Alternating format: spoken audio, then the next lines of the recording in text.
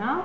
Eh bien, je m'appelle Joëlle Berg et je pourrais dire quantité de choses, mais je suis danseuse parce que c'est ce qui me définit principalement.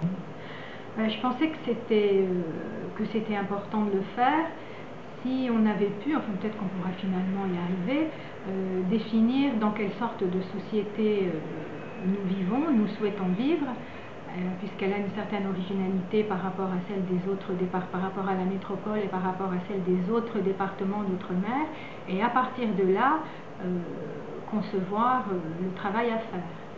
En fait, en allant sur le site général des États généraux, je me suis rendu compte que ce qui figure dans la colonne de gauche des États généraux et dans la colonne de gauche de notre site, c'est un chouïa près la même chose.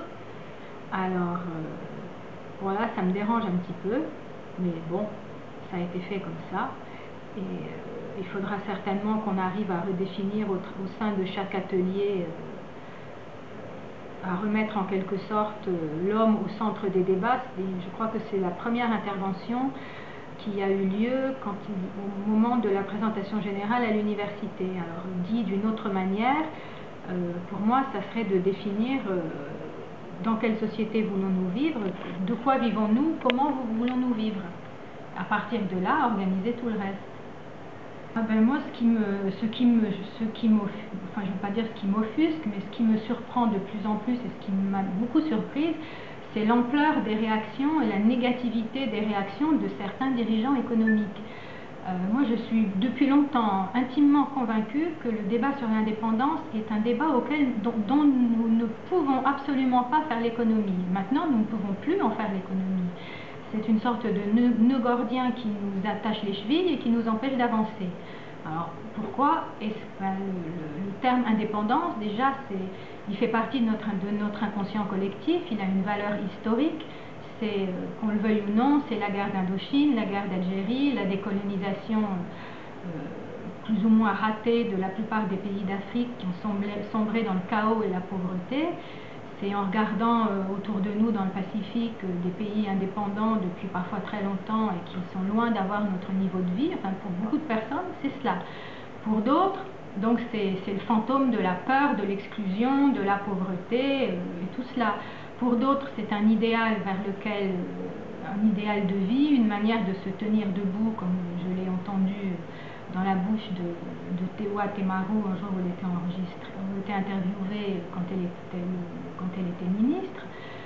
Pour d'autres personnes, c'est une forme d'exutoire dont on ne sait pas très bien ce qu'il y a dedans, mais c'est un exutoire à toutes les formes de frustration et d'échec personnel qu'on brandit quand on n'a plus autre chose à dire. En fait, c'est comme une auberge espagnole, chacun peut y mettre absolument ce qu'il veut, sans forcément savoir ce qu'il y a au bout et ce que ça recouvre. Et au bout du compte, on arrive à vivre le terme indépendance. Chaque fois que quelqu'un en parle, ça devient une forme de souffrance sociale, c'est-à-dire que pour les uns, c'est la peur de quelque chose comme une épée de Damoclès, et pour les autres, c'est quelque chose c'est une sorte de chose qui n'arrivera jamais, parce que ça n'arrivera jamais, ça fait souffrir. Donc il faut absolument en parler. Dans l'état actuel des choses, ça nous attache les pieds.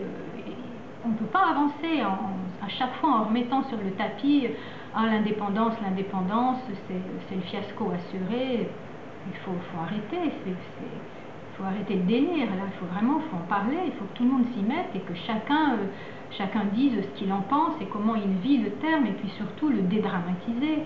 Il n'y a rien de dramatique là-dedans. À partir du moment où toute une partie de la société aspire à l'indépendance, que ça soit l'indépendance selon la manière dont le mot est perçu dans l'inconscient collectif, ou alors le souverainisme, la souveraineté, l'indépendance association, ou que sais-je, ou quoi encore, il faut absolument arriver à parler de ça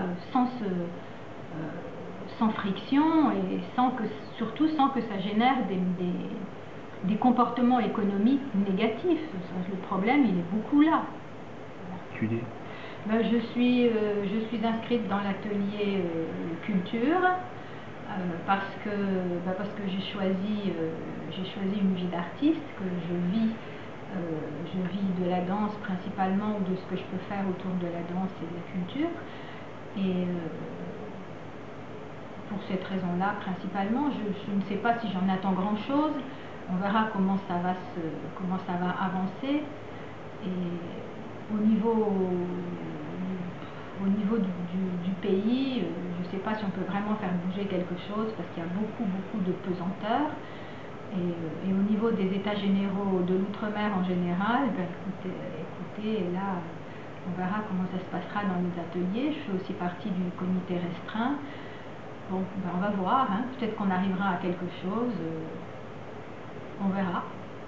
Là, je pense que ça dépendra principalement de la qualité de ce qu'on proposera. Si on propose des choses qui tiennent la route, il n'y a pas de raison qu'on ne soit pas entendu. Je veux dire, sinon, pourquoi le président de la République se serait-il engagé là-dedans? Il n'y a pas de raison qu'on ne soit pas entendu si on ne propose pas quelque chose qui tienne la route. Encore, il faut-il qu'on ne demande pas, surtout que ce soit intelligible. Souvent, on propose des choses qui ne sont pas intelligibles, qui ne sont pas claires et pas intelligibles et qui restent extrêmement vagues.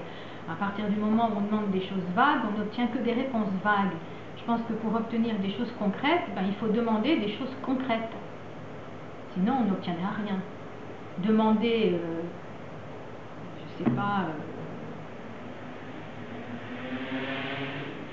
bon, une amélioration des conditions de vie, une amélioration des conditions des artistes, bon, ça n'amène à rien. Il faut demander des choses précises, par exemple.